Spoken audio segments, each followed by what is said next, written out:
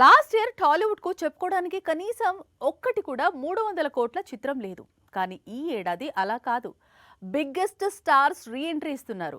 దీంతో Tollywood box office దగ్గర చాలా రికార్డులు బద్దలయ్యే అవకాశాలు కనిపిస్తున్నాయి. కొత్త ఏడాదిలో తెలుగు సినీ పరిశ్రమ మాత్రమే కాదు, వేరే ఇండస్ట్రీస్ నుంచి మోస్ట్ అవైటెడ్ ప్రాజెక్ట్స్ ప్రేక్షకుల ముందుకొస్తున్నాయి. 2026 టాలీవుడ్ లో జోష్ ఎలా ఉండబోతోంది అనేది సంక్రాంతికి రిలీజ్ అవుతున్న బిగ్ ఫిల్మ్స్ ద్వారానే తెలిసిపోతోంది.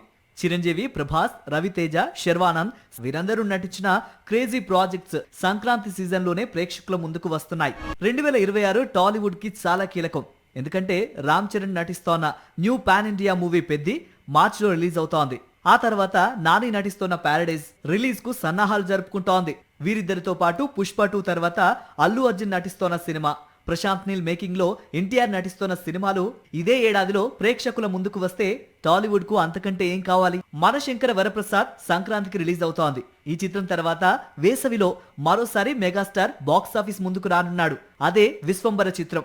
వెంకీ కూడా ఈ ఏడాది ఫుల్ జోష్ తో కనిపించనున్నాడు. ఒకటి త్రివిక్రమ్ చిత్రం, మరొకటి దృశ్యం 3 చిత్రాలను విడుదల చేయబోతున్నాడు వెంకీ.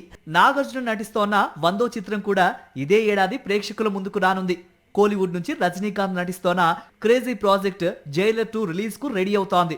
ఇక శాండిల్వుడ్ నుంచి KGF 2 తర్వాత యష్ నటిస్తోన్న టాక్సిక్ కూడా మార్చిలోనే విడుదల కాబోతోంది. 2026 బాలీవుడ్ కి చాలా కీలకంగా మారింది.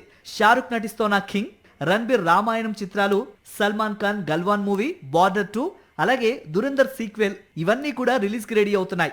సాక్షి టీవీ ప్రసారాలను నిలిపివేయడం చట్టరీత్యా నేరం. సాక్షి టీవీ ప్రసారాల కోసం మీ స్థానిక కేబుల్ ఆపరేటర్ని వెంటనే సంప్రదించండి.